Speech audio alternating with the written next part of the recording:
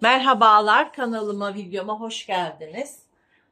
Bugün ince triko bir kumaştan degaje yaka kazak dikeceğiz arkadaşlar. Ben şöyle kumaşımı hazırladım. Degaje yakalarda önce arka bedenden başlanıyor arkadaşlar. Önce arkayı kesiyoruz, daha sonra ön bedeni. Kumaşımı 2 kat yaptım. Kumaş katı benim önümde, kumaş kenarı burada. Şimdi hemen başlıyoruz. Şimdi üstünden kumaşımı düzeltiyorum. Ve almış olduğumuz ölçüleri yerleştiriyoruz. Ben ense için şöyle 9 santim kullanacağım. Omuz için 12 santim. Ense düşüklüğünü 3 santim yapıyorum her zamanki gibi.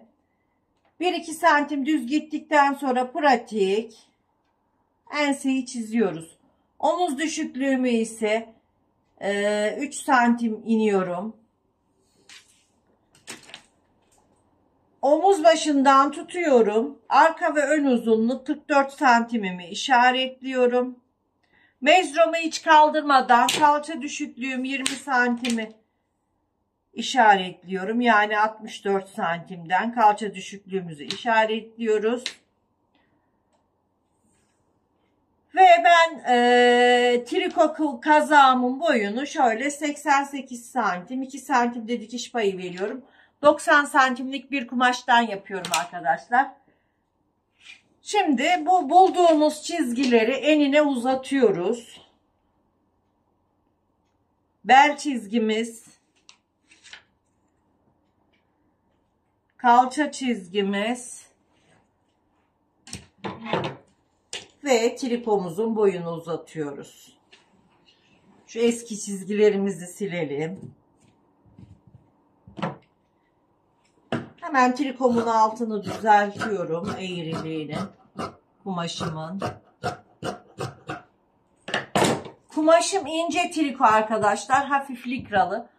Şimdi kol evini nasıl bulacağız arkadaşlar? Kol evim omuz başından aşağıya arka ve ön uzunluk 44 santime indik. 1/2 yapıyoruz. 24. 2 santimde ekleme yapıyoruz. 26. Bakın omuz başından hesap yaptım bu sefer.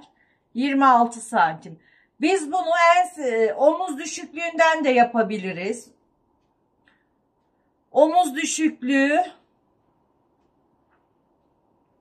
41 santim bölü 20,5 yapıyor. 2 santim de ekliyoruz. 22,5 arkadaşlar. Bakın omuz düşüklüğünden şöyle 22,5 22 santimde inebiliriz. Çünkü kumaşımız likralı, rahat bir kumaş. Şimdi burayı çiziyorum. Bakın ikisi de aynı ayara geldi. Buradan da ölçsek, buradan da ölçsek hesaplamamıza göre aynı. Şimdi burayı göğüs hattını çiziyorum.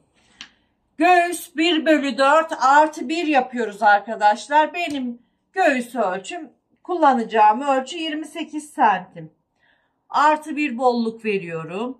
Artı 1 de dikiş payı verelim. Şöyle 29 santim. Dikiş payımızı da kullanalım. Belde 1 santim içeri girme yapıyorum. Hatta bu sefer 2 santim yapalım. 27. Kalçamızı 4'e bölüyoruz. Artı 1 bolluk payı, artı 1 dikiş payı veriyorum. 33 santim. Şu şekilde 33'ten çiziyoruz. Ve şöyle hemen kol evinin altından bele doğru çiziyorum. Sonra kalçama düz bir şekilde çiziyorum. Sonra ligayla yumuşatırız arkadaşlar. Ve ceplerimin verdiğince hafiften açıyorum. Gördüğünüz gibi arka kalıbımız oluştu. Şimdi hemen omzumu çiziyorum arkadaşlar. Enseden omuz düşüklüğüne omzumu çiziyorum. Şurayı aşağıya doğru uzatalım. Kol evini rahat çizebilmek için. Bakın şimdi buradan kol evimizi pratik bir şekilde çiziyoruz, arka bedenimizi. Şöyle. Şimdi çizgilerimizi yumuşatalım liga cetvelimizle. Riga cetvelini bulmam lazım. Öncelikle.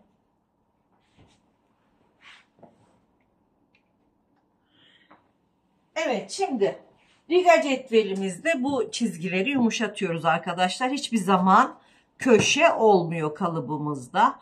Bu bizim aynı zamanda da kalıbımız oluyor. Şöyle çeviriyoruz.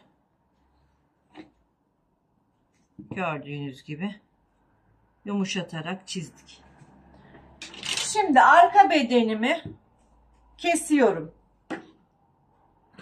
Overlock'ta dikeceğim. 1 santim enseme ve omzuma pay veriyorum. Kol evine de aynı şekilde overlock'ta gidecek kadar payımı veriyorum. Yanda payımızı vermiştik.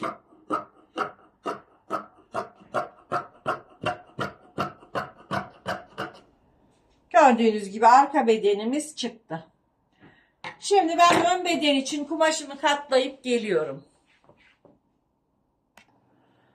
Evet arkadaşlar, gördüğünüz gibi ben kumaşımı katladım ve arka bedenimi bakın ön ortasını arka ortasına buradan yerleştirdim. Üst kısmında ise şöyle bakın 14-15 santimlik bir açıklık yapıyoruz. Tam 14 santim bir açıklık yaptık. Buradan bakın 14 santimlik fazlalık verdik. Degajemizi oluşturmak için. Ve şimdi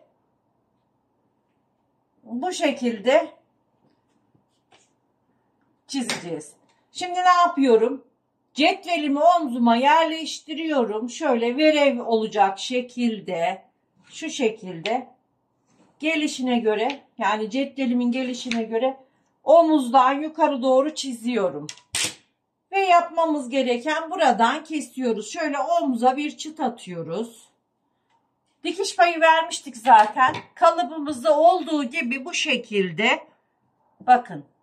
İkisi de siyah ama gözüküyor.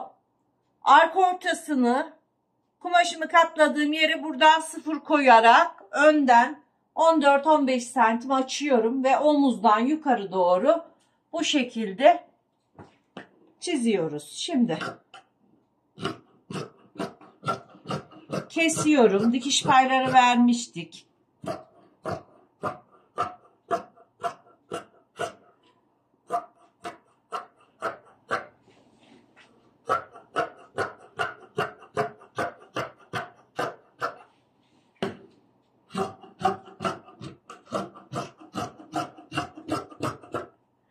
Gördüğünüz gibi ön bedenimizi de kestik arkadaşlar.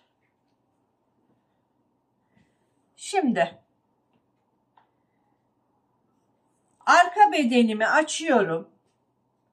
Masaya seriyorum. Ön bedenimi de alıyorum.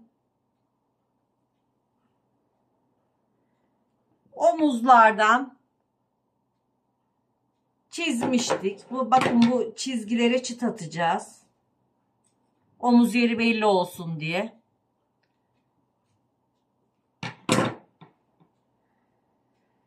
Şu çıtımızı bir atalım.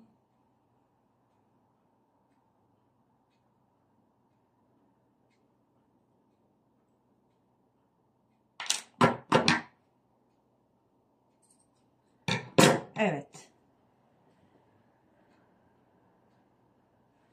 Şimdi omuzları bu şekilde dikeceğiz arkadaşlar. Bakın. Omuzları bu şekilde dikeceğim. Ve degajemiz çıkacak ortaya arkadaşlar. Bakın gördüğünüz gibi. Bu şekilde degajemiz çıkacak. Şimdi ben omuzları dikip geliyorum.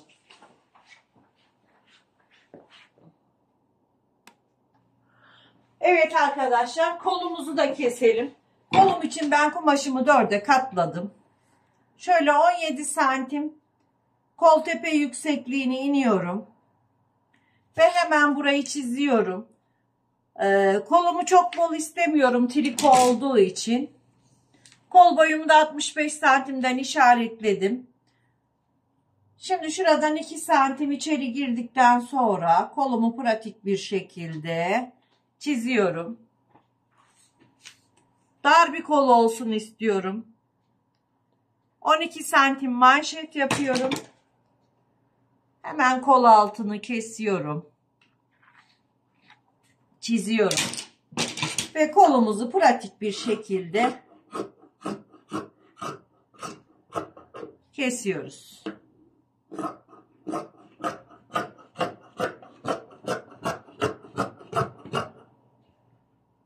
Daha önceki videolarımda kol detaylı kesimlerimiz var arkadaşlar. Şimdi kolumuzu açtık. Şuradan ön için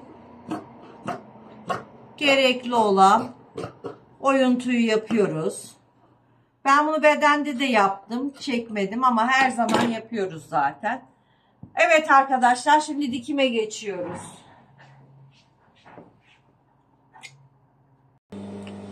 Evet arkadaşlar, şimdi overlock başında dikime geçtik.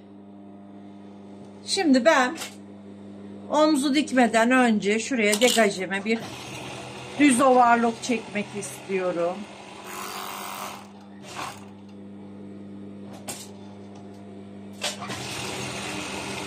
Temizlemek adına overlock'umu çektim. Şimdi arka bedenimi alta alıyorum.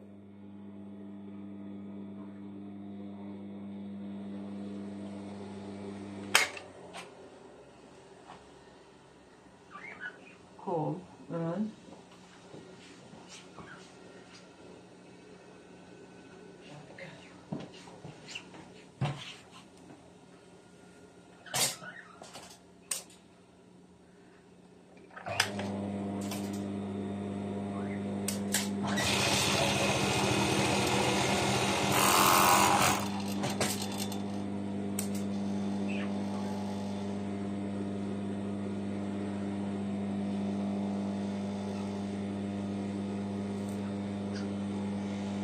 Evet.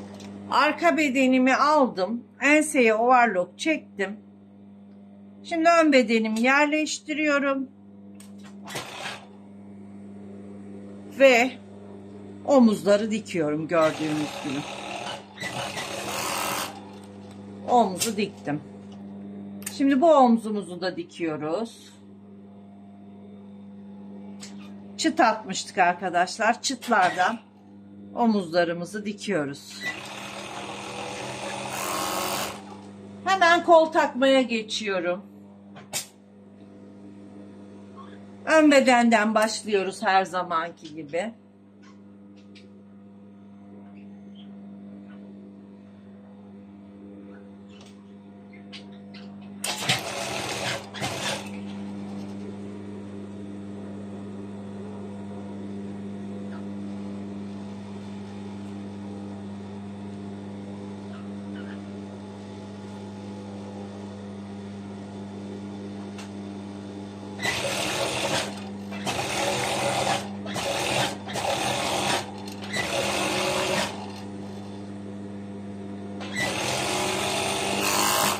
Kolumu taktım.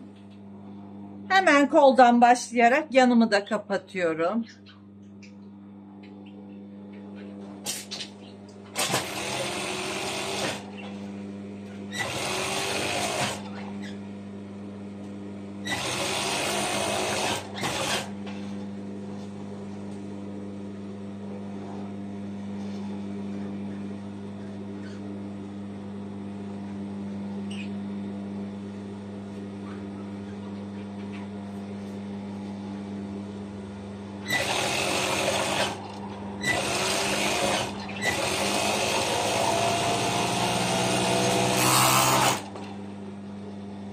Şimdi ben diğer kolumu da dikiyorum ve yanını kapatıp geliyorum.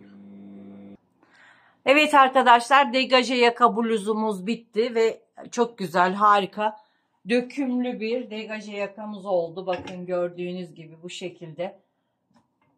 Siz de bu şekilde degaje kazaklarınızı dikip giyebilirsiniz arkadaşlar. Beğeni ve yorumları unutmayalım. Abonelikler ücretsizdir. Hoşça kalın, sağlıkla kalın.